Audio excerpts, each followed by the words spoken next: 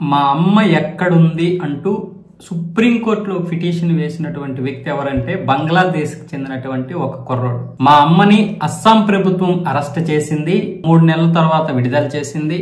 అప్పుడు ఇన్ఫర్మేషన్ ఇచ్చింది. మొన్న ఉద్రిక్తతల మధ్య మళ్ళీ ఈ బంగ్లాదేశ్ అలాగే పాకిస్తాన్ కి చెందినటువంటి వారిని అందరినీ అరెస్ట్ చేసిన సమయంలో మా అమ్మను కూడా అరెస్ట్ చేశారు.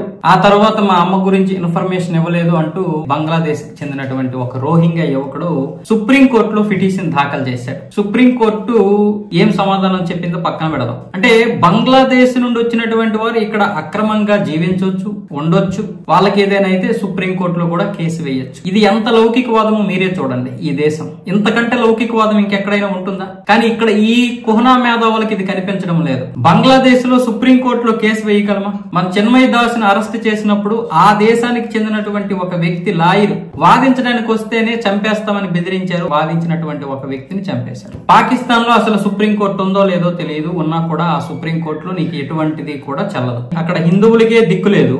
ఇంకా భారతదేశానికి చెందినటువంటి హిందువులు ఎవరైనా ఇలాంటి పిటిషన్ దాఖలు చేస్తే వాడిని చంపేస్తారు. మరి మన భారతదేశంలో ఎలాంటి పరిస్థితులు ఉన్నాయో మీరు చూడండి. ఈ తల్లి బిడ్డని విడదీసినందుకు నాకేమీ సంతోషం కాదు. ఎప్పుడు కూడా తల్లి బిడ్డని విడదీయడం అనేది మంచిది కాదు. ఆ కొడుకు పిటిషన్ వేయడం కూడా తప్పేం కాదు. సుప్రీంకోర్టులో మన లౌకికవాద దేశం కాబట్టి పిటిషన్ వేయడం తప్పు కాదు.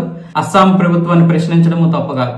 తన తల్లి కోసం తన ఏ కొడుకైనా సరే ఈ ప్రపంచంలో అడిగే హక్కు ఉంటుంది. కానీ మన దేశం ఎంత తీవ్రమైనటువంటి పరిస్థితుల్లో ఉందో మీరు చూడండి. మీకు తెలియదు, అస్సాం వెళ్తే తెలుస్తుంది ఆ బాధ ఏంటో. ఎంతో మంది తల్లుల్ని పిల్లల్ని దూరం చేశారు, పిల్లల్ని తల్లులకి దూరం చేశారు. బంగ్లాదేశ్ నుండి, మయన్మార్ నుండి వచ్చినటువంటి రోహింగ్యా. అంత దారుణమైనటువంటి పరిస్థితి. ఈ రోజు కూడా ఉగ్రదాడులతో మనల్ని విచ్ఛిన్నం చేస్తున్నారు. భార్యకి భర్తల్ని, భర్తలకు భార్యల్ని దూరం చేయట్లేదా? పహల్గాం దాడిలో కూతురికి తండ్రిని దూరం చేశారు, భార్యకి భర్తను దూరం చేశారు, కూతురికి తండ్రిని దూరం చేశారు, కొడుక్కి తండ్రిని దూరం చేశారు. ఇలా అందరినీ దూరం చేసుకుంటూ పోయారుగా.